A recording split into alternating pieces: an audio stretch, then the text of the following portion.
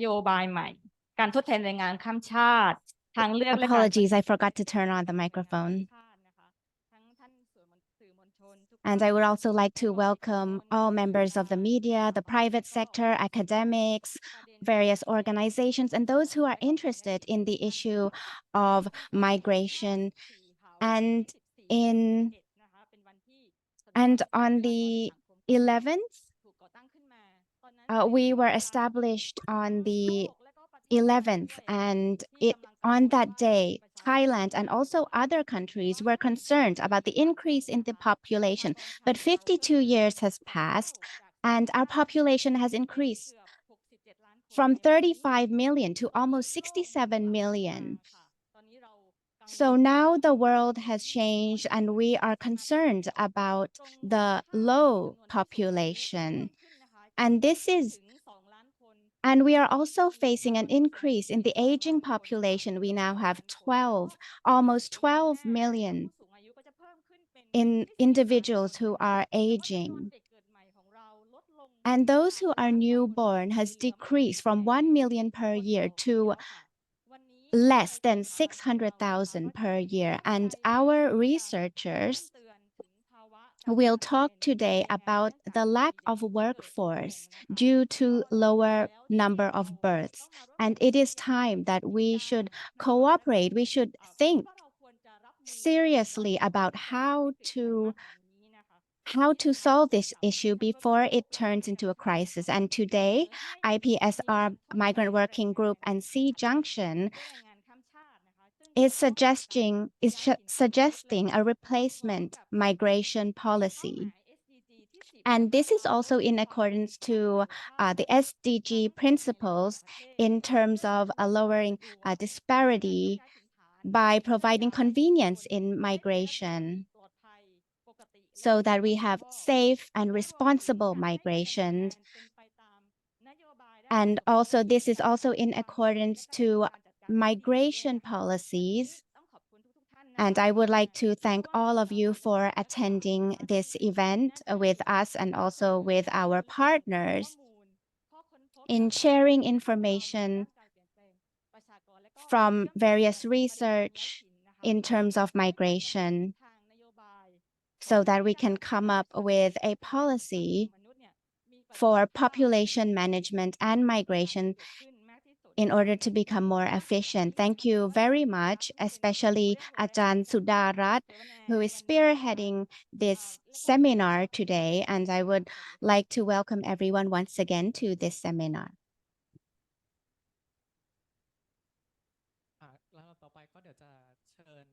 Next, I would like to invite Dr.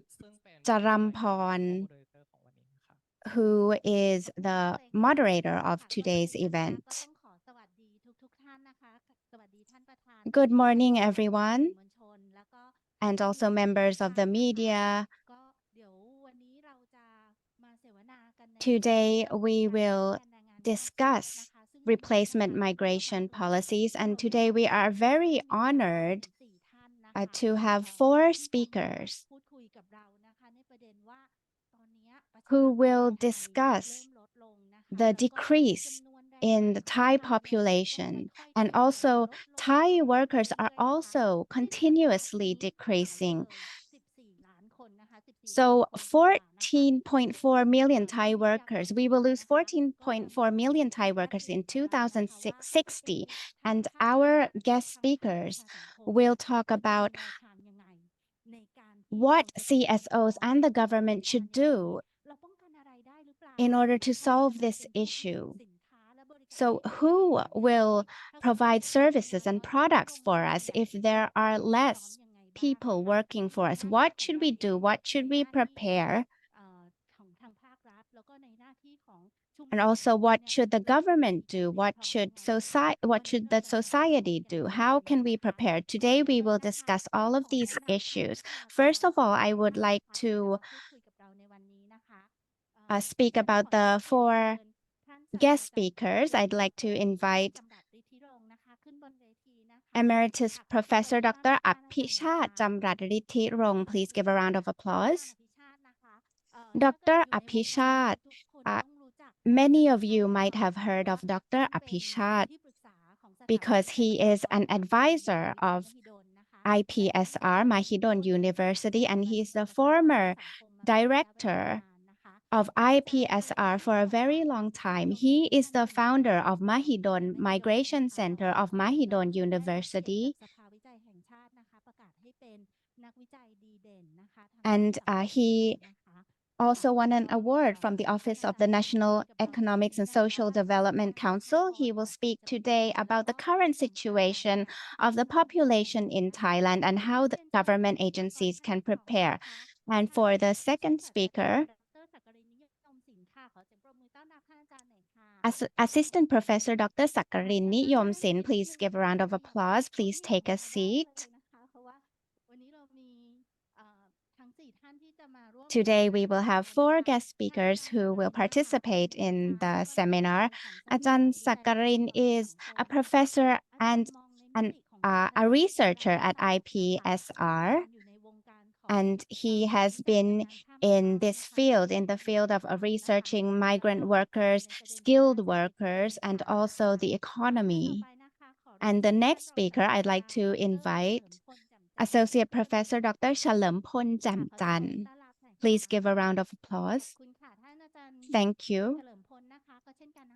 Ajahn Chalermpol is a professor and researcher at the Institute for Population and Social Research.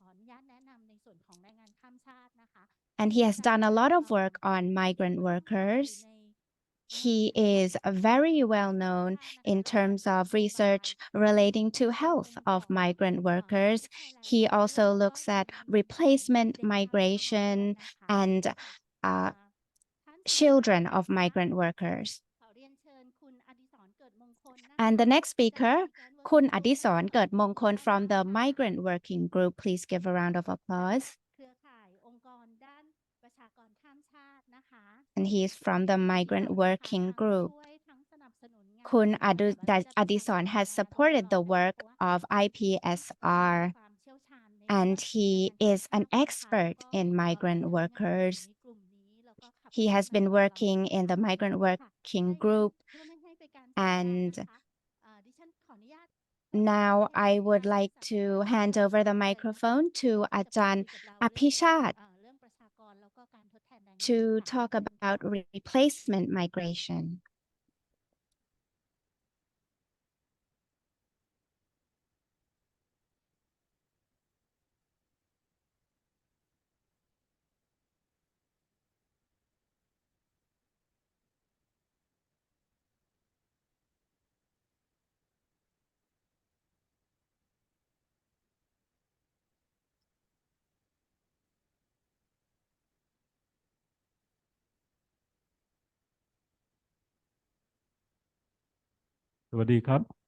Good morning.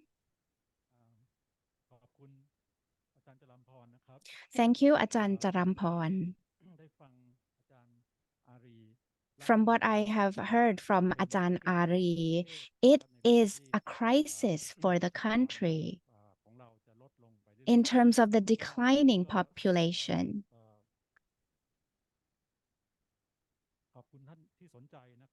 I would like to thank all of you who are interested in this topic, and this is a topic related to the security of the population.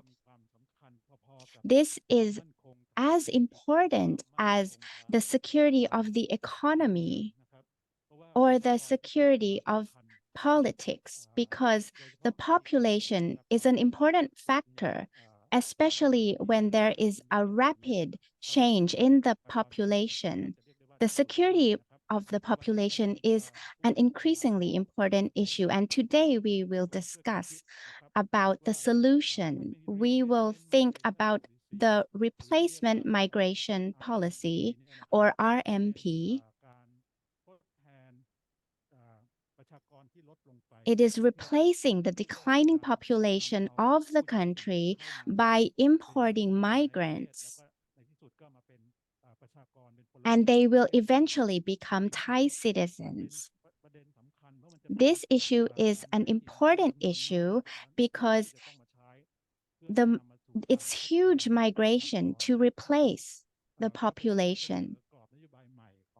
And this is a new proposal for Thailand. We can call this as a new proposal. It's a big issue. The replacement migration policy has been proposed by the United Nations 20 years ago. Many countries in Europe and the US has used this policy for a very long time. And this has resulted in a change in the population of those countries. Even if it's 100 years from here, they will have an increase in the population. So the population of those countries will not decline.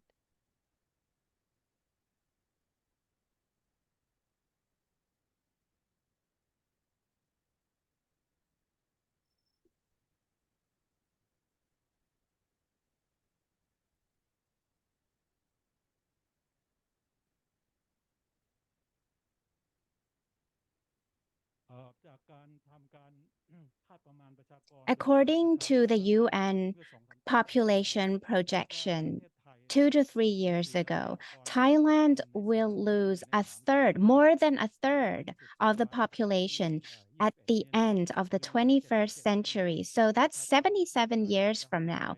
Thailand's population, Thailand will lose 1/3 of the population, and these are UN projections. And the projection is so for the whole world, there are two important countries. Japan will face the highest decline. And then after that, it's Thailand. And in the next 2 years, researchers from the Lancet has estimated that for Thailand will lose more than half of its population, and it will only be only one of the three countries that the population will decline by more than half. And those three countries include Japan, Thailand, and Spain. It's a very big issue. We are also concerned with South Korea. The decline will be only 11%. And other countries will not face as high as of a decline. So we have more problems than other countries. From the projections, we can see that for the population structure, instead of a pyramid, it's going to change. So this is the possibility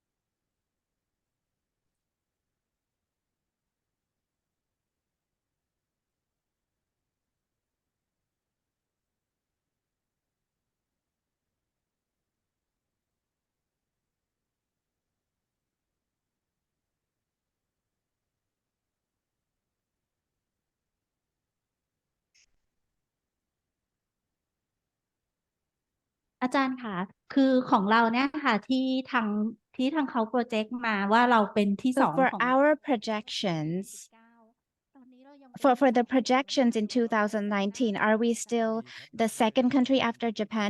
So we are still the second country after Japan.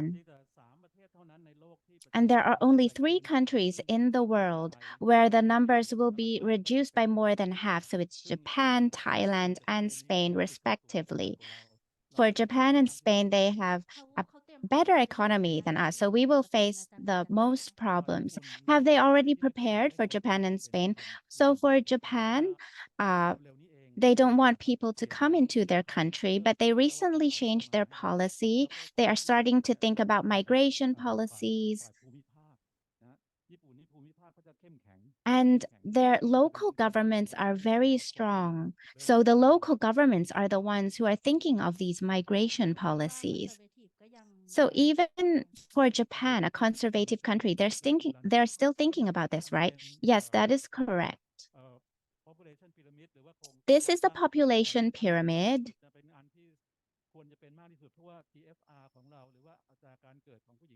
And Thailand's birth rates is 1.3, but it's now actually lower than 1.3. It should actually be 1.5 or at least 1.7, but we are not able to reach those rates. And I think 1.3 is okay. We need to accept the reality that it's going to be difficult for us to reach higher rates. And for those age 65 and above, it's going to be more than a third of the total population, and there will be a decline in the working age population.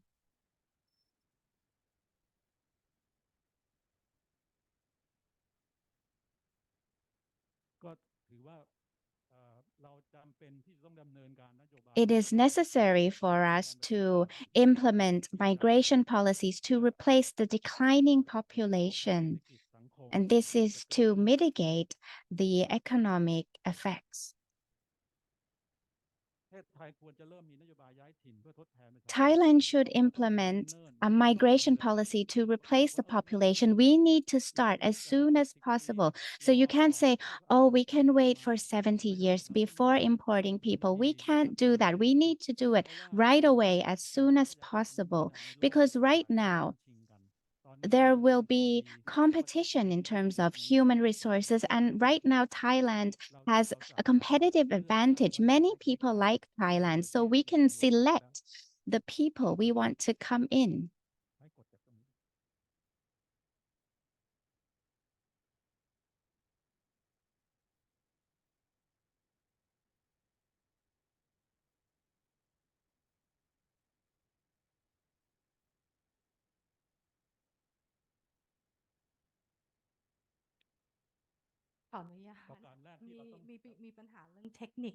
There's a technical issue right now, but please continue with your presentation. The reason why we need to start now is because we have a competitive advantage. We can't wait until the population declines by 10 or 20 million people. We need to start now because there's competition in human resources, and South Korea is starting to work on this issue as well. And I have heard that there are many children in Masot district. There are many births. So we need to think about their Thai citizenship. And Ajahn Chalermpon said that other countries want these people. So it's kind of like competing with human resources. So we need to act now.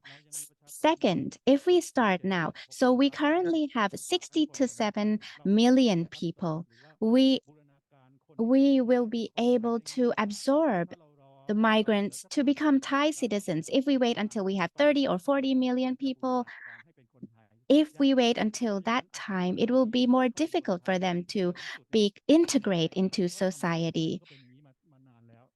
And this has happened in Thailand for a long time.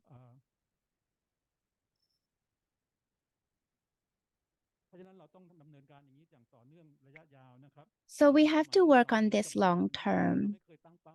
We have never set a goal. We need to set a goal in terms of the numbers. We also need to be active. We need to be proactive.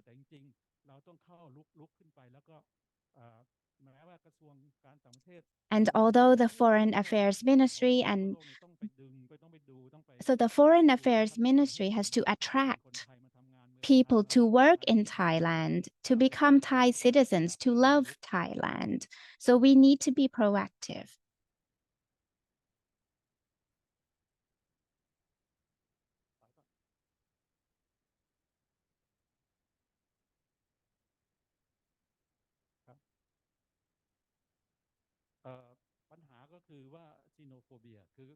The problem is xenophobia.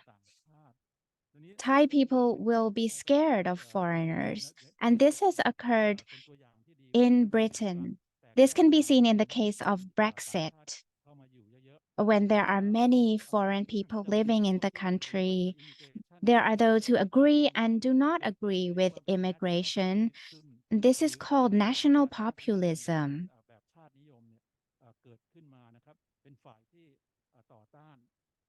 So there are those who disagree with importing migrants. And we can also see in the case of President Trump's inauguration in relation to immigration reform. And this is also due to the residents not having a role in the decision making when importing people.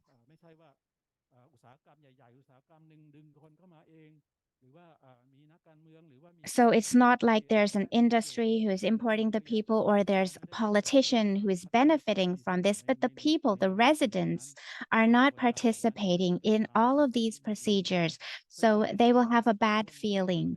And therefore, participation in selection is very important. And you also have to look at this on a social perspective, not only economic perspective. There needs to be careful planning, setting a goal of the number of imports.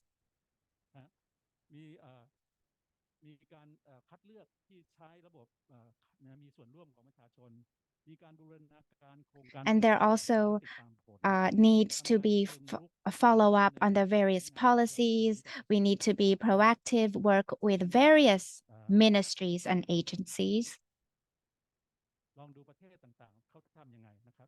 So let's look at what other countries are doing. Next slide, please.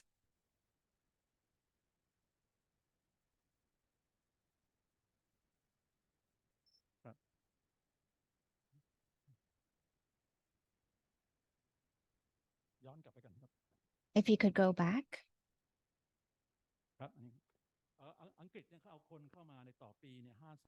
So the UK imports around 500,000 people per year, and they also go to the US. So it's 300,000 net per year. For the US, it's more than 1 million per year. And we like to think that they have a wall to prevent people from coming in. But actually, the demographic force of the US, that will attract people into the country. So for the US, it's 1 million, more than 1 million people. For Canada, the area of Canada is large and their target has always been 400,000 per year. They are very proactive in terms of selection. So they are very good at selecting people. For Australia, they also have certain qualifications. For Germany, so they have problems regarding Syria because for their migration system, it's very outdated. So they came up with a practical immigration reform so that they can attract workers into the country. Because if they don't do anything, there will be a vacuum. And when Syria comes in, then that will be a problem because they haven't planned anything. So that's why they came up with a practical immigration reform. For Russia, they also faced a similar problem. They came up with a new law, a dual citizenship law.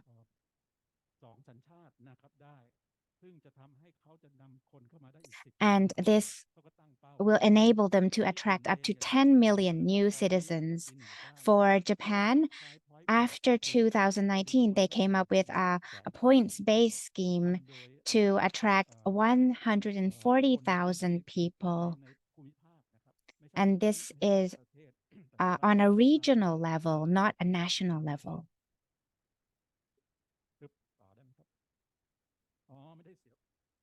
Oh, so you didn't connect the cable. I'd like to change the system a bit. But everything is normal on Zoom? No issues. Everyone can see your slides.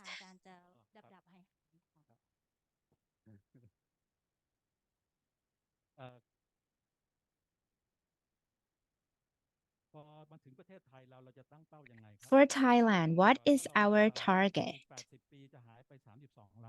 So in 20 years, we will lose 32 million, but our goal is half of that.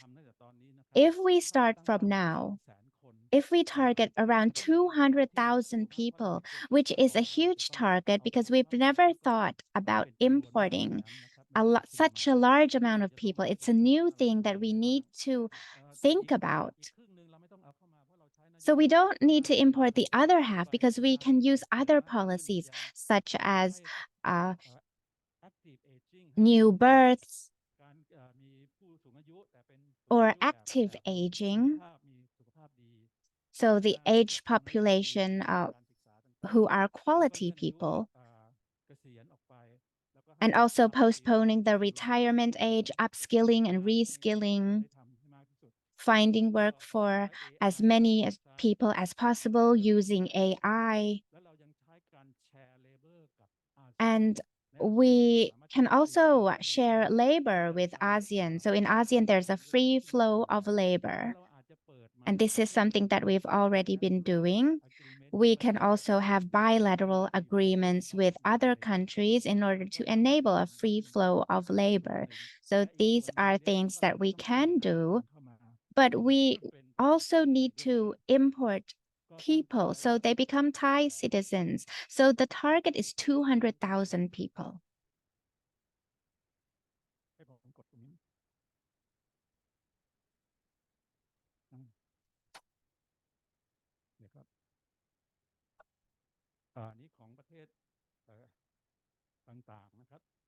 This is for Thailand. So if the target is 200,000 people, who will determine the specifications or the qualifications of these 200,000 people? If we don't want any conflict to occur in the future, we should require participation from everyone to provide opinions on the qualifications or the demands, or in terms of the decision making. For example, in Canada, there's a system. For example, if this person wants to gain citizenship, what are the opinions of other people?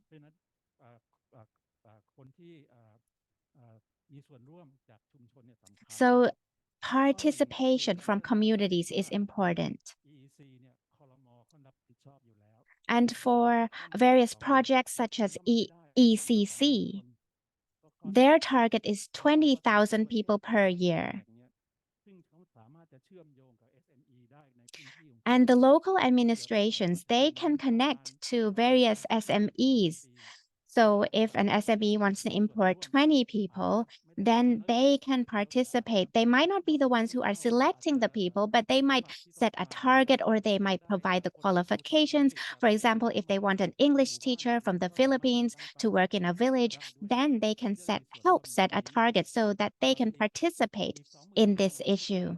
And for the other 20,000 people, I think that so for those who come in to help develop the society or work on culture or spiritual issues or health issues, and they can connect to the various province. And the parliament can help work on this. They can help select, set up the qualifications. But they are working under the National Security Council. And so participation is one idea that I would like to propose today.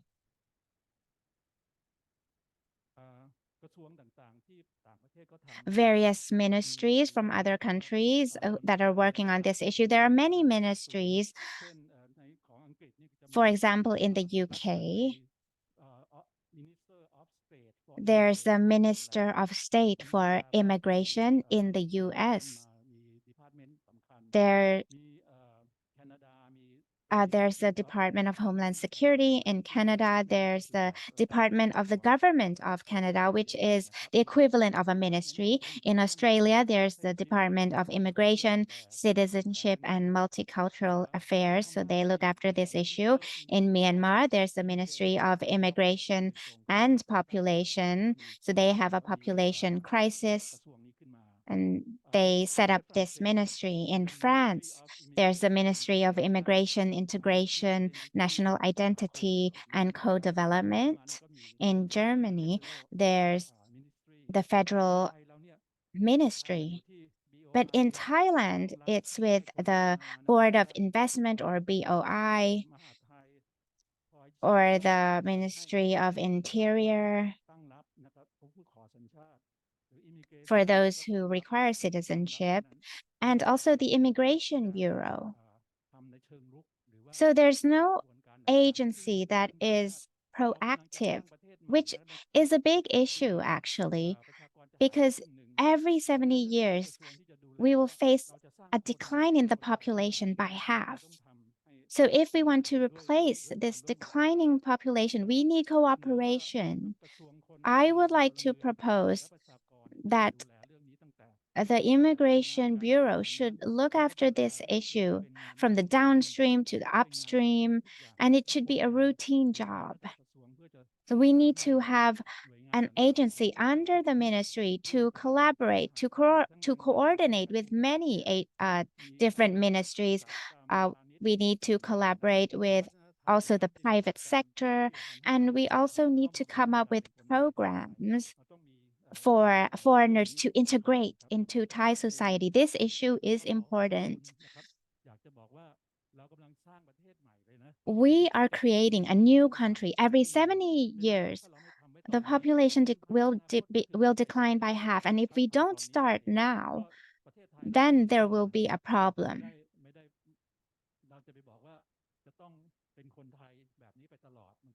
So we can't say that Thailand only has to have Thai people all of the time. No, we can't do that.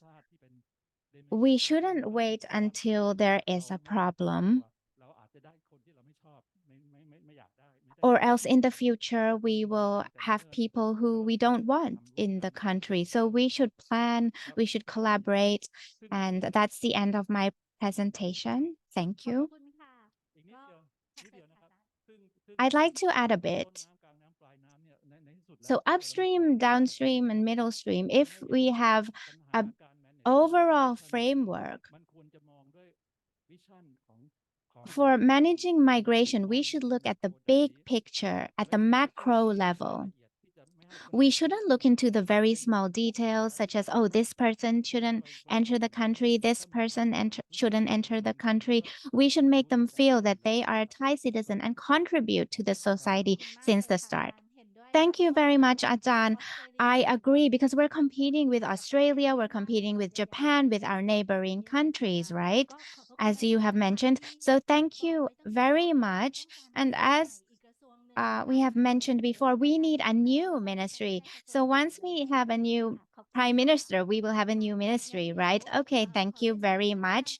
I'd like to invite Assistant Professor Dr. Sakarin. Ajahn Apichat, you're still here with us today, right? Because I think there should be many questions for you, but let's wait until the end so we can ask those questions.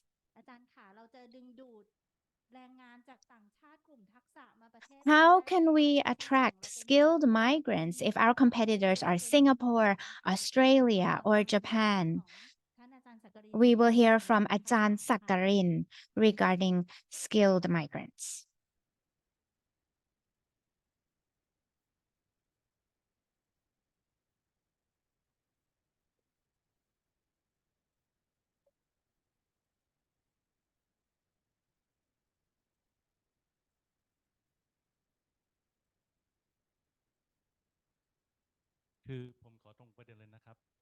I'd like to get straight to the point. The issue that Ajahn Apichat discussed just now, the replacement migration policy needs to be an important tool now and in the future to develop Thailand so that we do not continue to decline in terms of the population and no one will work there and we become an aging society and we will disappear. And there are also issues related to the increasing costs, increasing taxes. The taxes might increase to 50% in the future. If we don't do anything now, if we don't act now, there will be problems in the future. In the meantime, I would also like to say that if we want to overcome the middle income trap, we need to focus more on skilled labor. In the past, most of the labor that we imported were unskilled and semi-skilled labor. And in the future, we need to focus on skilled labor and to approach the industry 4.0 in order to become a high income economy within the next 20 years under the strategy. The issue I'd like to talk about today, the first issue is the migration. There is a tendency for uh, skilled labor to migrate to other countries. And there's going to be a war with many countries in regards to this issue. The second issue is the demand and supply of labor. It's very clear that currently we have migrant workers, 3 to 4 million migrant workers in Thailand. And in the future, when we face a decline in the population, this is increasingly important. We need to import labor. So why don't we focus on skilled workers? Why don't we provide them an opportunity to stay in Thailand long term? So not just a visa uh, that needs to be renewed each year. So if they are qualified, why don't we let them stay long term? And the third issue, there are many countries, our competitors, our neighboring countries, they have policies to attract skilled labor to replace the labor that is declining in their country. And even countries such as Japan or Singapore or South Korea that Ajahn Apichat has mentioned, they have changed their mindset. Our neighboring countries such as Malaysia, they have set a goal in terms of what kind of workforce they want. In Malaysia, they have conducted a study. They have come up with various scenarios in regards to what they want in terms of changing the immigration policy. This is one of their goals, to change the immigration policy, to respond to these issues in terms of human resources. The fourth issue is regarding the recommendations. Even though Thailand has the smart visa or a long-term visa, but there are still many challenges, and this is not enough. In terms of migration for skilled migrants, this is due to many factors, whether it's the economy that is connected as a supply chain throughout Asia, and this results in migration of various companies, various multinational companies. And in the meantime, ASEAN also has an agreement in the free flow of skilled labor, but it's only in 8 sectors, and that might not be enough. We need to expand this. And it's also not very practical because there are many challenges. We also have an increasing amount of foreign students, such as in Malaysia, there are more than 100,000 foreign students. In Thailand, it's around 30,000. And that will increase in the future.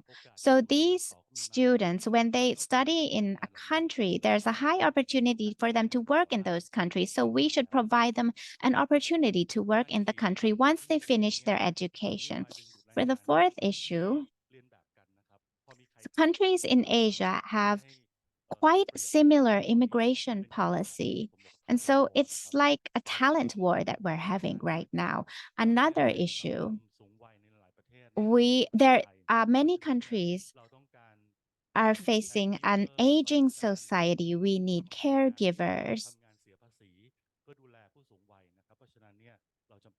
And so therefore, it's necessary that we require this type of labor. When we talk about the demand and supply on the right-hand side, นี่เป็นดีมานนะครับจะเห็นได้ว่า on the right-hand side is the demand. So we can see that so on the black part is migrant workers. And in the future, up until 2037, we can see that the demand is continuously increasing, but the supply is decreasing. So we need migrant workers to replace. So we can see that the working age population has continuously declined, but there is an increase in the aging population. And there is also a decline in children, and this is in line with the population pyramid that Ajahn Apichat just showed. Currently, we have an EC policy, and this is up until 2023, and a study by Manpower this is a study by Manpower, and this is only for 5 to 6 years, but in the next 20 years, what will the numbers be? Not less than 2 million people, like the smart electronics industry, medical hub industry. This policy is in line with the 20-year strategy for Industry 4.0. We need to be able to compete with neighboring countries. For policies to attract skilled workforce, it's constantly changing in many countries. For instance, in Singapore, they have many types of visas according to the skills. For example, for EP, Global Investor Program, Overseas Networks, and Expertise Pass. And lately, they have a One Pass, which was just implemented during the COVID pandemic. They wanted to attract skilled workers, and this is for 5 years. The visa is for 5 years. And they can also apply for a permanent residency in Singapore. Once they gain permanent residency, they can also apply for citizenship. And also in Singapore, they hire people to seek out candidates to come to Singapore. So they have a specific goal and they find these people. And currently, a third of Singapore's population are foreigners, and most of them are skilled workers.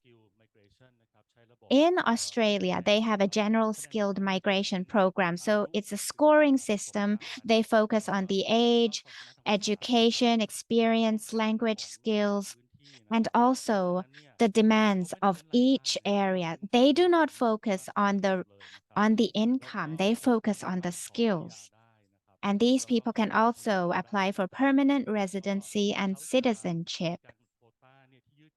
They also have a flexible quota according to the demands of each period. So it's not fixed. They are very open for these people to come in. Everyone can apply. In Japan, they have also changed their policy. They have a specified skilled worker program. This is for 5 years to work in the country. So it's for 5 years and also for 3 years. And they also give importance to international students. They provide scholarships. And once they finish their education, they can stay in Japan for 6 months to work in Japan. Currently, Japan allows skilled migrants to apply for permanent residency. In Malaysia, there are many policies as well. There's the Residence Pass Talent, EP Pass.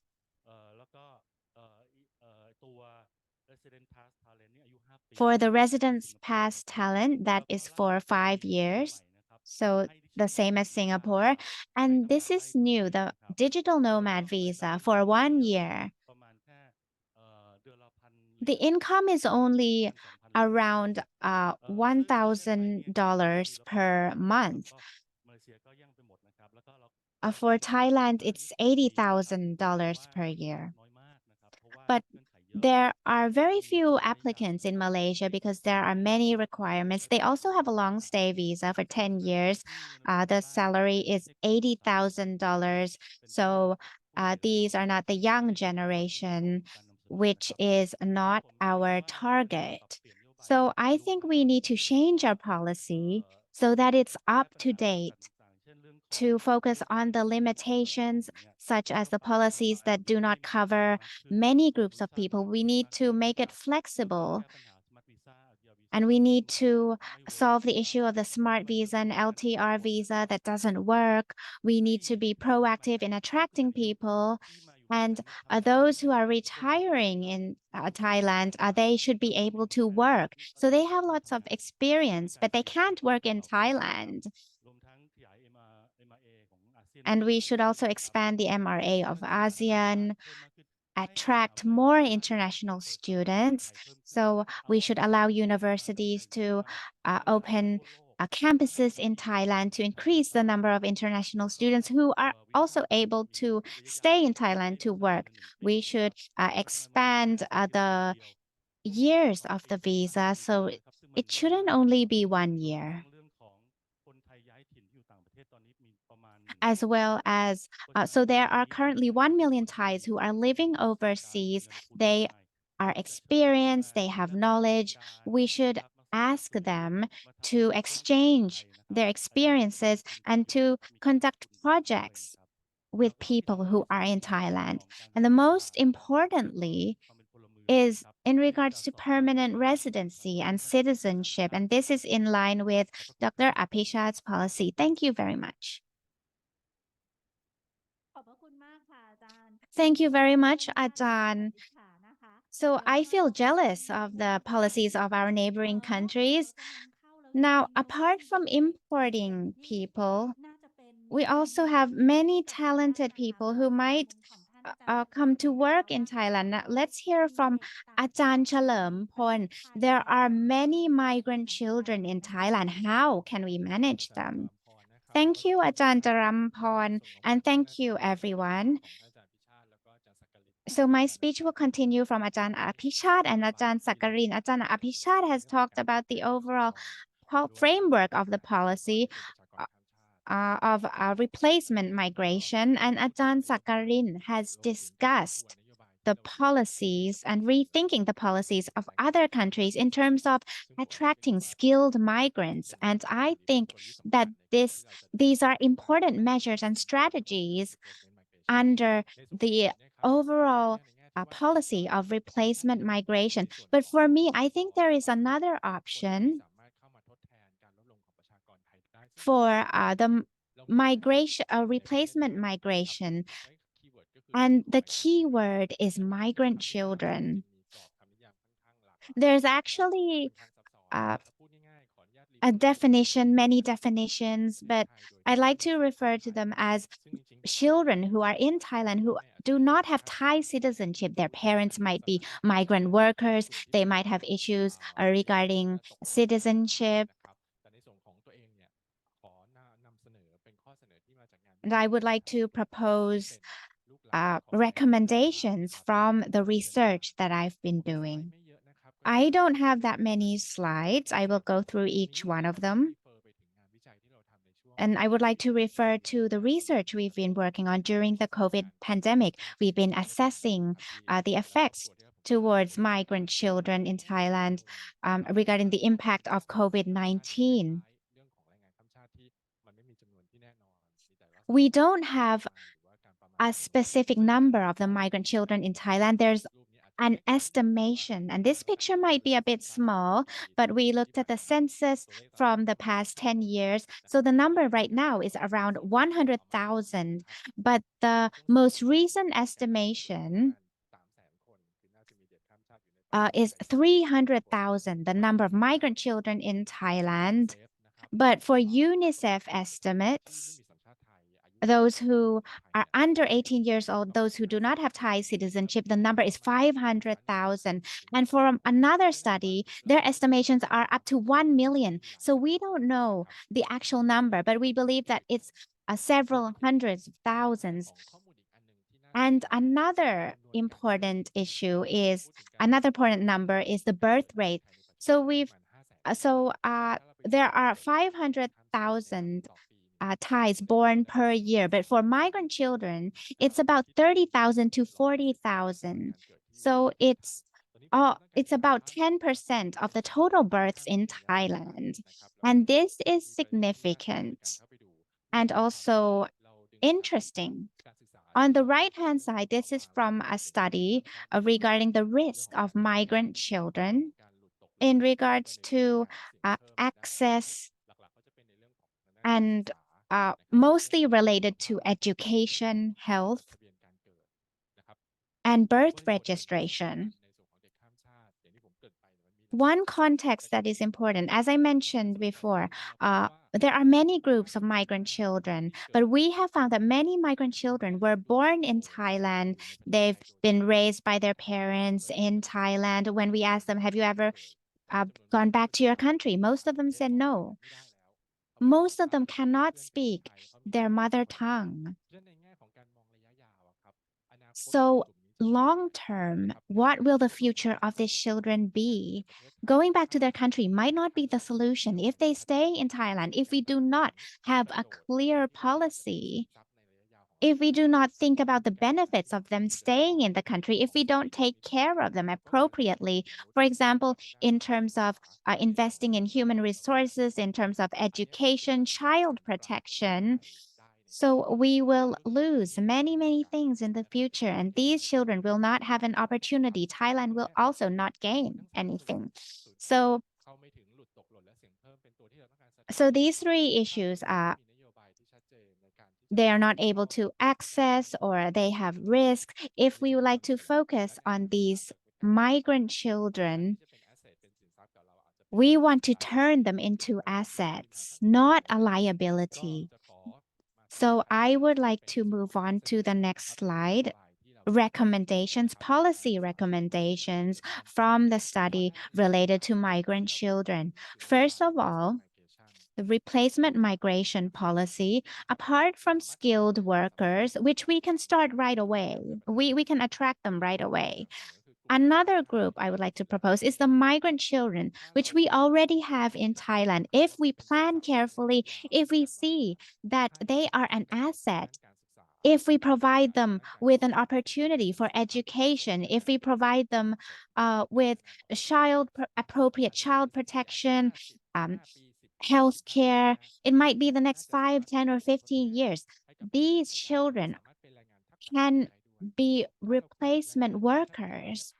If we talk about migrant workers, we might think of low-skilled workers, but those who are studying in migrant learning centers or in Thai schools, they have potential. So in this picture, there's a policy by the Interior Ministry. We actually allow those who are born in Thailand but who do not have Thai citizenship, they are able to apply for Thai citizenship, but there are qualifications and there are also exemptions. But they need to be born in Thailand. There needs to be evidence that they are born in Thailand, which is the registration, and they should also study in Thailand until they graduate from a bachelor's degree. But how many children are born in Thailand? They have birth registration. They graduated from university in Thailand. So our first recommendation is if we think long term, we should come up with policies for them to access healthcare, education, and protection to improve all these issues and take into account investing in human resources. And this also needs to be in line with replacement migration policy. It needs to be clear. in terms of the protection in various issues. And the second issue, so this is a policy. We have many policy recommendations, but I'd like to talk about one of them. So when we talk about migrant workers and refugees, one limitation is information. As I had mentioned earlier, we don't know the exact amount of migrant children, and this is not stable. But the question is, ที่จะพัฒนาให้มีระบบฐานข้อมูลได้หรือไม่นะผมเชื่อว่า are เรา we ทำได้ able to develop the database system? I believe we can, because if we focus on children, they are born in Thailand, they are studying in Thailand, how can we support them to study until they finish university? So we need to know how many of them are in Thailand. Those who are studying in Thai schools, we have this database.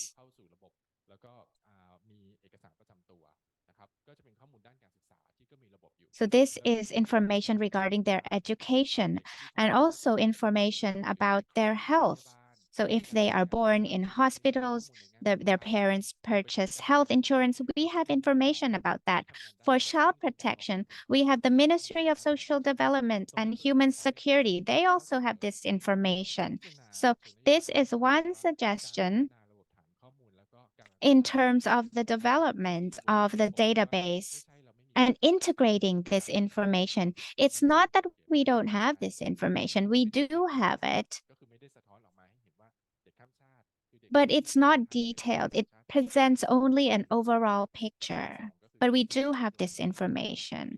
And this information also needs to be integrated. So for these two issues, if we can do this, it will benefit Thailand in the long term. So this is another option I'd like to propose. Thank you very much.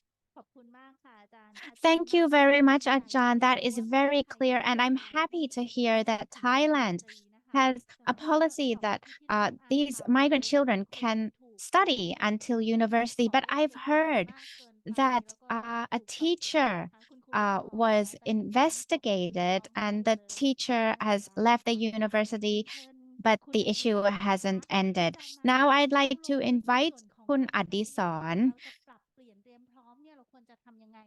who will talk about the immigration reform for population management. So my issue is actually very difficult because for skilled labor and for migrant children, people talk about this, but for migrant workers, there are policies that prevent them from coming into the country, and there's discrimination. So I'd like to go quickly because in terms of the some issues Ajahn Apichat has already talked about, and there are two ways. So we might use automation in industries because automation is appropriate for large industries, or also we could also import more migrant workers. And currently, we have migrant workers from 4 countries, Myanmar, Laos, Cambodia, and Vietnam. As of June, there were almost 2.4 million migrant workers.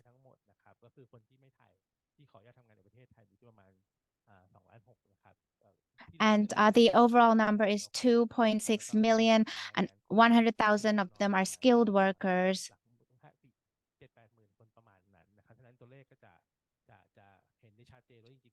And so it's clear that Thailand uses a lot of migrant workforce from neighboring countries.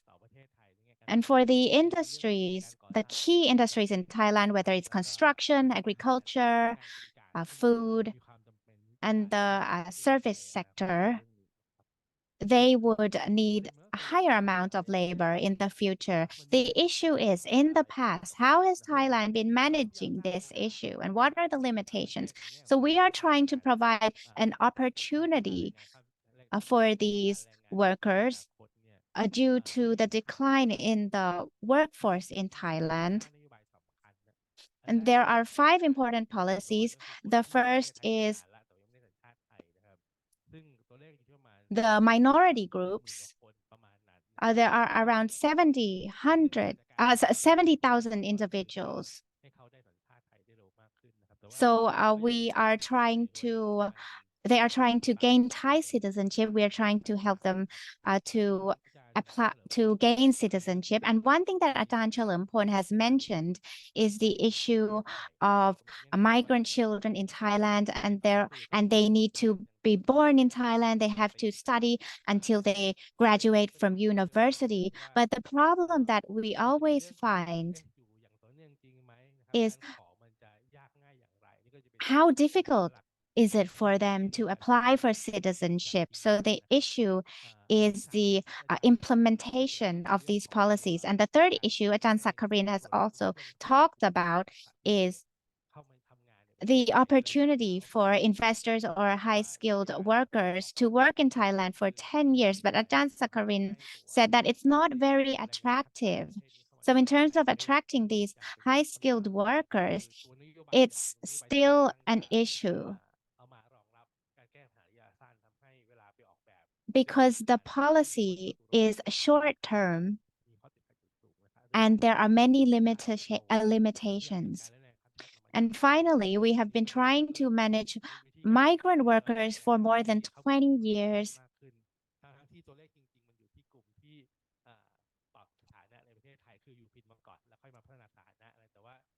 And actually, many of them are undocumented migrants. And there are certain limitations with the policy and the law. One thing that is very clear is the mindset of managing these people is based on security, the security of the country. So we usually think of migrant workers as a problem. And so the tendency of using the law that limits these people. So when we have this type of framework, it will affect other areas as well. For instance, the residency in Thailand. If they are skilled workers, they can stay for 1 year.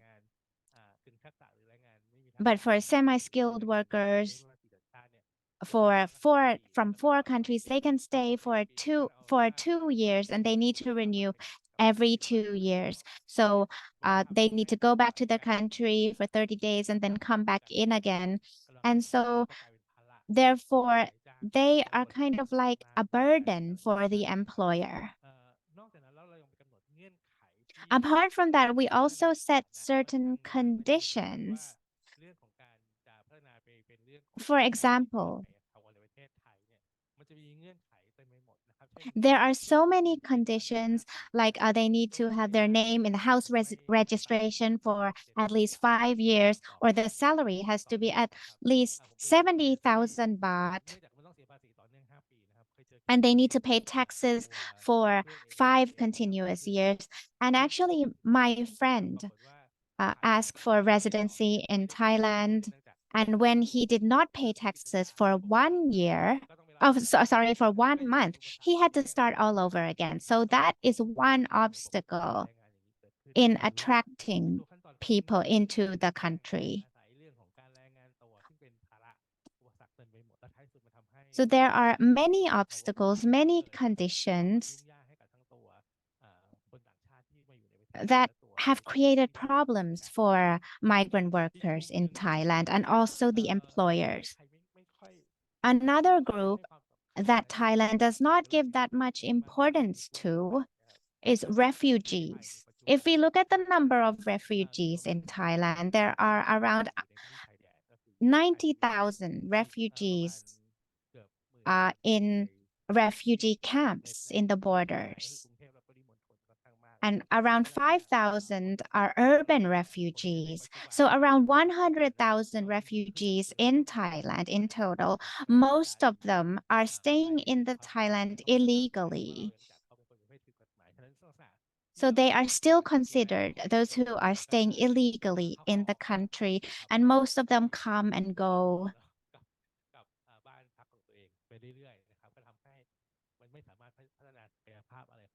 And that is why they are not able to develop in terms of the skills, even though they have potential in terms of their skills, their capabilities. Some of them are even doctors or engineers. And that is why they are unable to enhance or develop their skills. And even though we have a policy to screen refugees, it took us 3 to 4 years to come up with a system, but it's still a big problem for these people. So these are the recommendations. There are 2 laws that are related. So there's the immigration law, and there's also the Foreigners Working Management Emergency Decree. In terms of the recommendations, we should reform on 4 issues. The first, we should reform the immigration law in terms of the visa length. It should be more than 4 years in order to support the development of the skills of these workers. And yesterday, I have talked to the representatives from the food industry, and they mentioned that the 2-year visa does not help the workers improve their skills. And the next issue is reforming of the permanent residency and citizenship. For those who have stayed in Thailand for a long time, we should change the conditions for them to apply for residency and citizenship. So right now it depends on the income, on the salary. And it's like we only want to attract those who are rich, and we don't focus on those who have a lower salary. So we need to change the income, as well as those children who are born in Thailand. The policy needs to be more flexible for them to apply for Thai citizenship. The third issue is reforming the structure of immigration management. And as Dr. Apichat already mentioned, I think today we need to look at management of the ministry,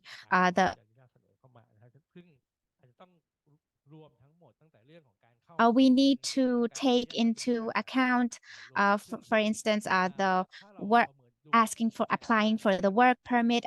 And if we look at it this way, if we look at the various policies of political parties, no one has talked about this issue. So I think the new government needs to think about coming up with a new ministry that looks after this issue.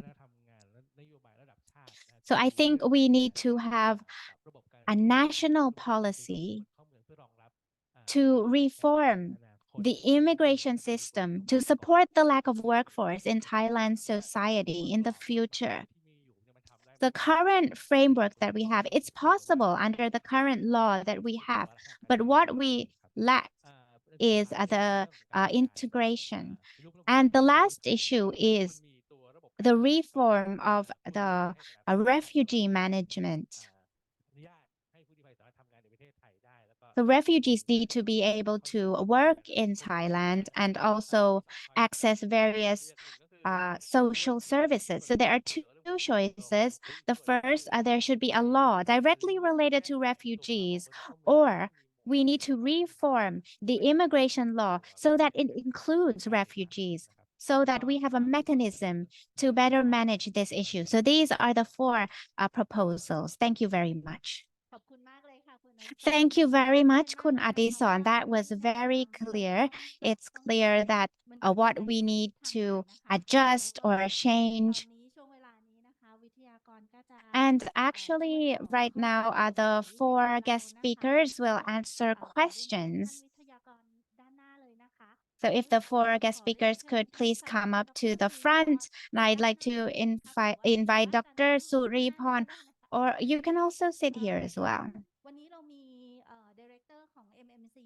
We have the MMC director who is also here with us today. In case anyone has any questions.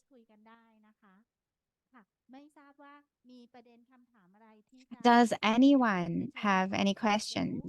น้องยงชิก may you please run the microphone to me please thank you สวัสดีค่ะกับสวัสดีวิทยากรทุกท่านนะคะขอบคุณ Good morning, everyone, and thank you for the information that you have provided. It's like hope for us so that we have a clear picture on what we should do to solve the issue with our population in the future. My name is Nitsa. I am a student สาขาการพัฒนาระหว่างประเทศที่มหาวิทยาลัยจุฬาลงกรณ์ at Chulalongkorn University.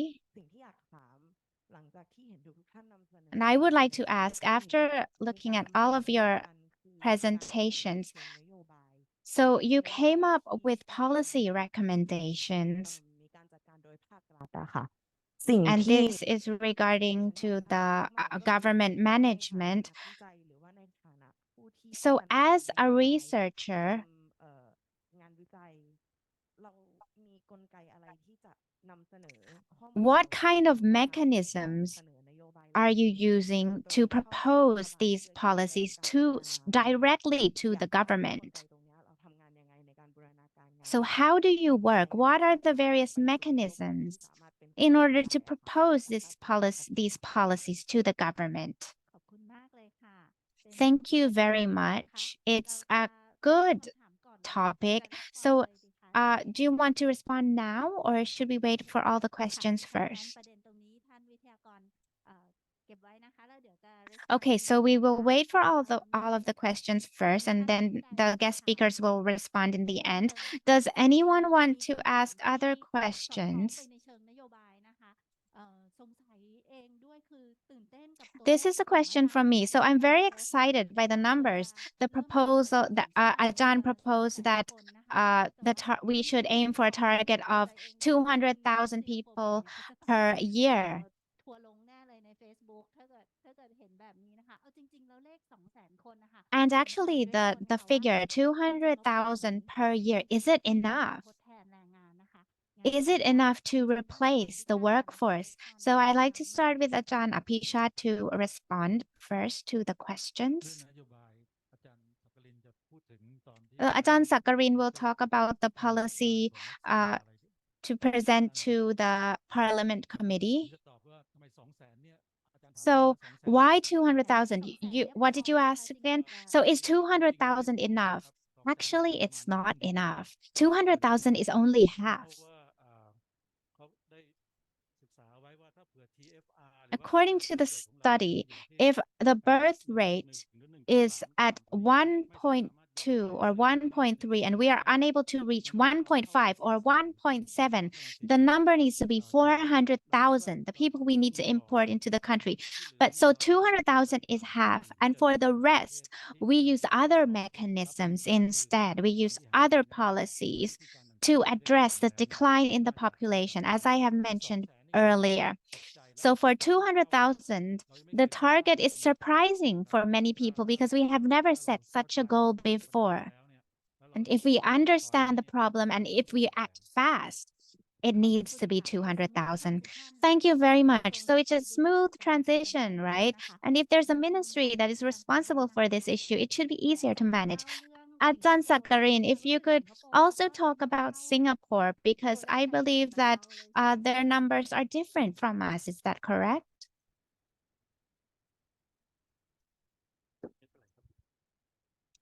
คือตอบประเด็นแรกก่อนนะครับเรื่องของการ The first issue, I'd like to answer the first issue first in terms of proposing these issues to the government. So there are many things that we have done. For instance, when there are studies, then we invite various agencies to attend seminars. It's not only government agencies, they include CSOs, academics. And most of the time, for these policies that we came up with, they have already been used in practice, such as issues related to health.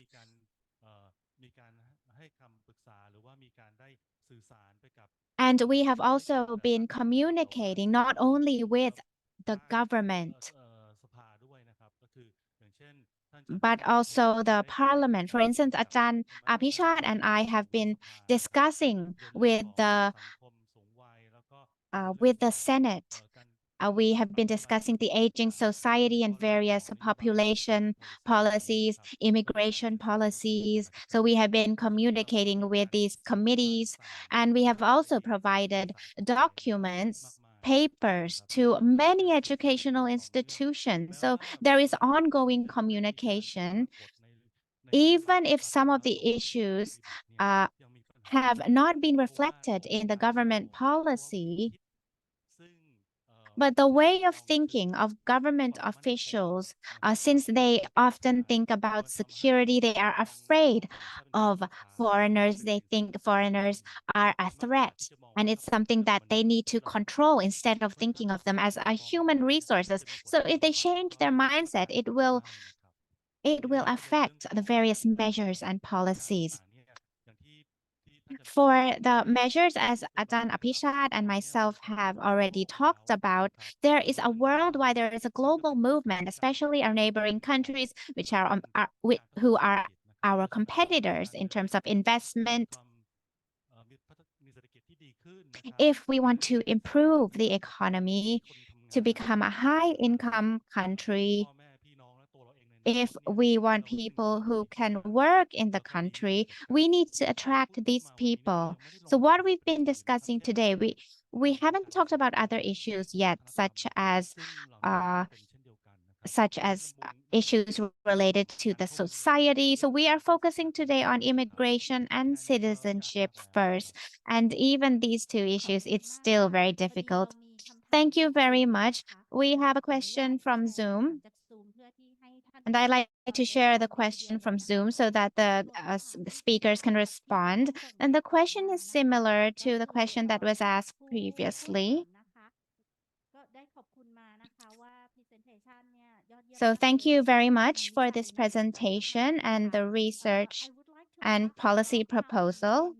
I'd like to ask about how and when you will present to the government and to which government agencies.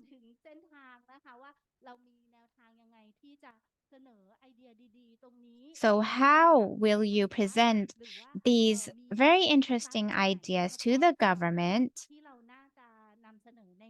and which government agencies? Ajahn Cherlimphol,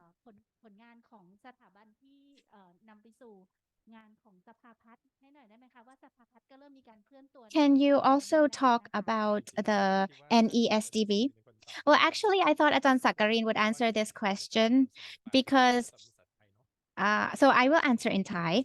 So as Ajahn has mentioned, the policies in attracting skilled workers, Ajahn has done research and he proposed this to the committee. And our information has been used for the policy to develop the population, and it was endorsed already by the cabinet. And the NESDB has come up with a population policy. And in that policy, it says clearly that we will come up with a policy to attract skilled migrants into the country. And they also mentioned the various agencies. So I won't say all of the agencies, but actually Ajahn Sakarin can talk about this. So actually that document, the population policy, that document includes all of the agencies that are involved. Ajahn Sakarin, if you would like to add. One problem in Thailand is that we don't coordinate.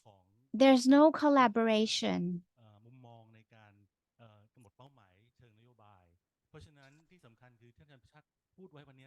And like Ajahn Apichat has mentioned, in terms of changing the structure and the policy, it's very important. We might need to come up with a new ministry or coordinate with many agencies and ministries so that we are on the same path. For instance, the immigration law is under the Interior Ministry.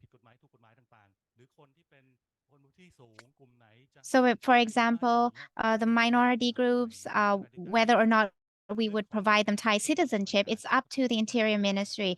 Or for the Ministry of Labor, they look after labor-related issues, or that Public Health Ministry, they look after health issues. And the information from these industries, they are not integrated. Or for the BOI, they focus on skilled labor. And so if we want to work on replacement migration policies, it is necessary for all ministries, for all agencies, CSOs, local administrations to work together. We need to come up with a new ministry,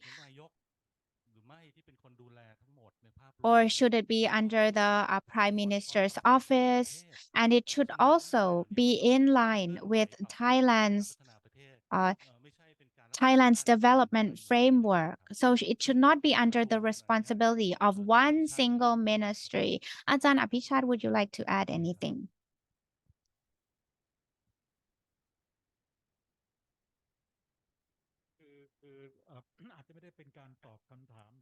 So it might not be a direct answer to your question, but we have been doing is according to the other two professors have mentioned. But there's an issue in terms of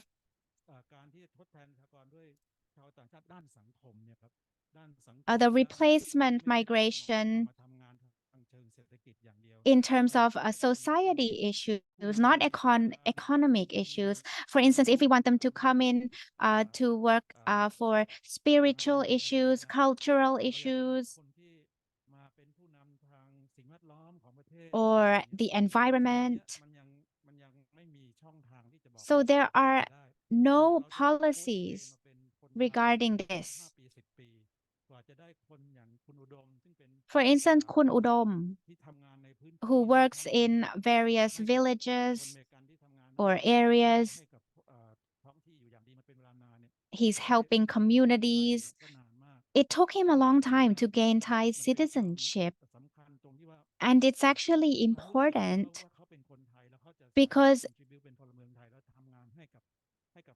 if we want him to feel that he's Thai, he's helping Thai people,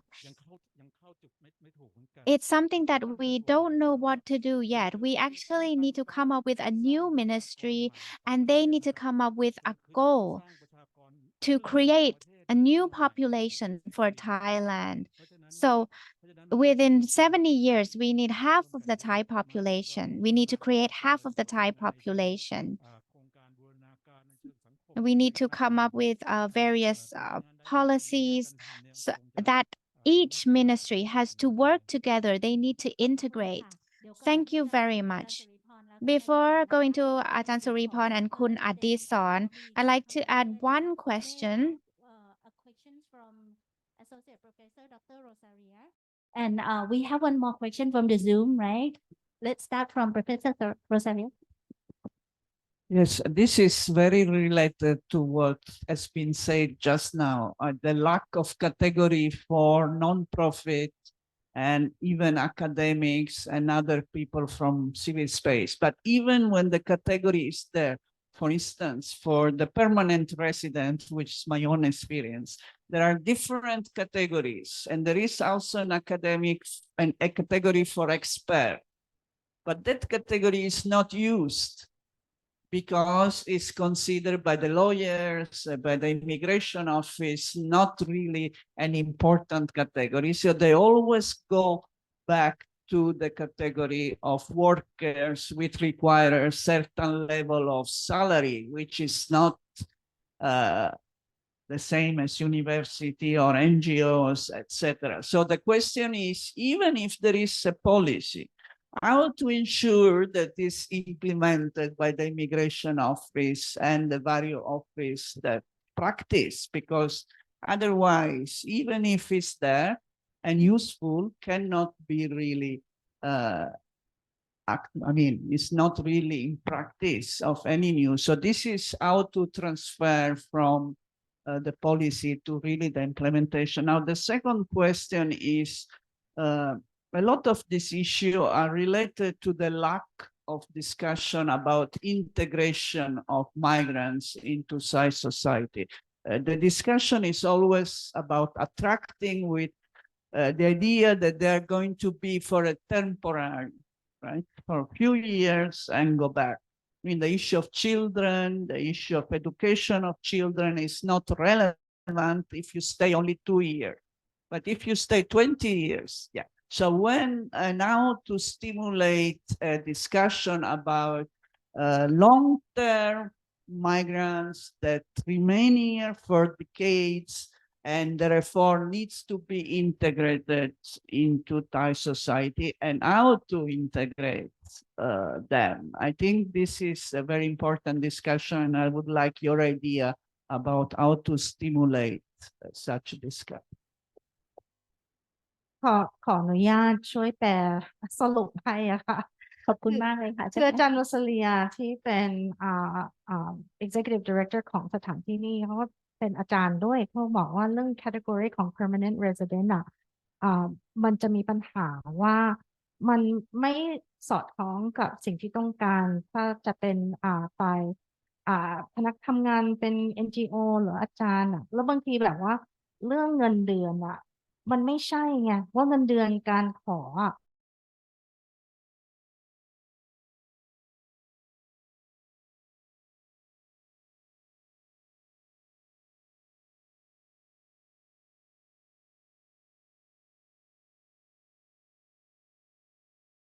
การอยู่มันให้แค่2 ปีหรืออะไร4 ปีแล้วก็อยู่ต้องกลับซึ่งมันไม่ make sense อยู่ดีอะค่ะแบบว่าถ้าเด็กมาอยู่ตั้ง20 ปีมันต้องอยู่เลยอะค่ะ I'm sorry, Jan Rosalia, actually can't remember all of your points, but I just tried to summarize.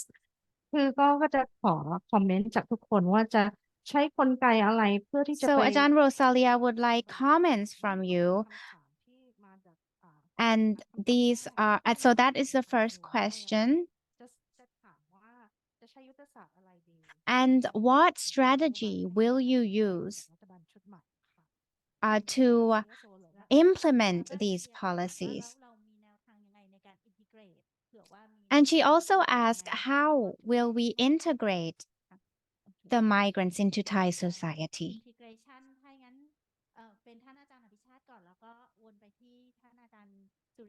So we will start with Ajahn Apichat and then Ajahn Suriporn. So can we go to the slide with the 200,000 people, please? How to stimulate the discussion ด้วยนะคะ ตอบคำถามอาจารย์โรสเลียนะครับ So to answer Ajahn Rosalia's question, what we lack. So sometimes we already have the law. So if they are an expert, but no one actually recruits these people. So it's within the law. So we want experts, or we want those who have expertise in that and that issue. But we don't have a ministry that sets a goal. If we set a target, for example, 20,000 people per year, if it's less than 20,000, so we need to set a goal.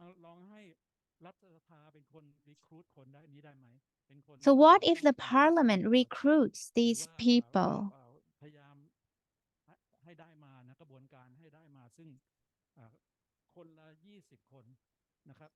So 20, if they recruit 20 people, for example, so if there are 500 members and they recruit 20 people each, so we need to think about our goal, what type of people we are recruiting. If a goal is set, we need to also be proactive. And the second issue in regards to integration, so you ask about how to integrate them into Thai society. It has to start from the selection. So they integrate since the selection. Each area can participate in the selection of these people, and that will also start the integration process. And this will help with the xenophobia, to prevent xenophobia in the future. If we have a goal, so for each area, they need to be responsible for coming up with conditions, qualifications, รับรองคนที่อยากจะเข้ามาในเนี้ยครับที่มาเกี่ยวข้องกับ SME ของเขาชีวิตของเขา to recruit people to work in the SMEs in each area. The process of integration will start since the beginning, since the selection process. And the Ministry of Culture should be involved for them to learn Thai, to learn Thai culture. Currently, we have an advantage. So foreigners like Thai culture. So in the next 70 years, เข้ามาแทนแล้วนั้นเราจะต้องสร้างคน if ไทยขึ้น we มา if ด้วยการ we วาง have แผนด้วยกระทรวงเนี้ยครับเป็นคน if the number of people is decline, if the population is declining, then this is what we have to do. Thank you very much, Ajahn. So it's very clear. And on your chart, you also mentioned the local administrations that needs to be involved in this process. So next, I'd like to invite Ajahn Suriphon and Kun Adisorn. And if any of you have any questions for Ajahn Chalampon and Ajahn Sakarin, then please ask, because they need to move on to a different session in the afternoon and they might have to leave. I'd like to reiterate that we need to have a goal. If we do not have a target, then it will be never ending and nothing will happen. And another issue that is important is integration. So how can Thai society accept the difference in this population? So the media is very important in communicating this issue for academics. If there are documentaries, then that would help. But it might not reach the target group yet. So this is the issue that I would like to reiterate once more. Thank you very much. Today we have started in working on this issue, and Kun Adisorn, would you like to add anything? There are opportunities in terms of the policy. We have seen a phenomenon that has occurred. For instance, the NESDB population policy. So in the past, we didn't talk much about this issue, but currently, even though it's not 100%, but we're still talking about it. And another issue is changing the attitudes of Thai people in regards to supporting these migrant populations. So there's one project under the Foreign Affairs Ministry regarding changing the attitudes of Thai people to become more accepting of migrant workers. So it shows that the government is doing something, even though it's not 100%. And another big issue is regarding the integration of foreigners in Thailand. It has to do with the government. So what they are trying to say, so most of the miscommunication is from the government.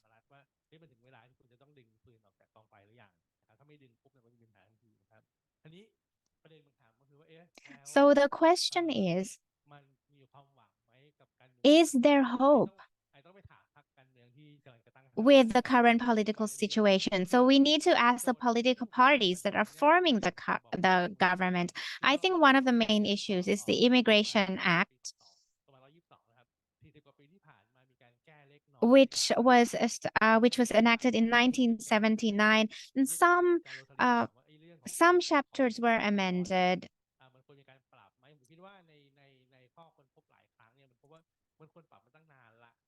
And I think it needs to be further amended because when we look at it from a security issue, if we focus on those with high income, then we neglect other issues. So what we have to do, in my opinion, what we need to do now is amending the Immigration Act.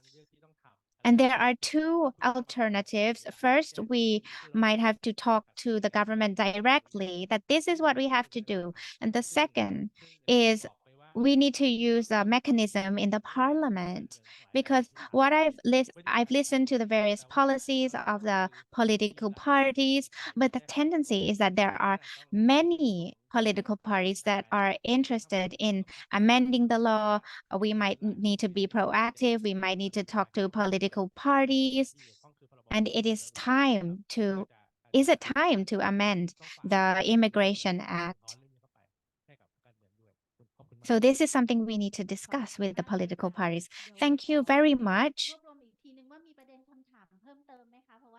Are there any more questions? Because it's a bit past 12 right now.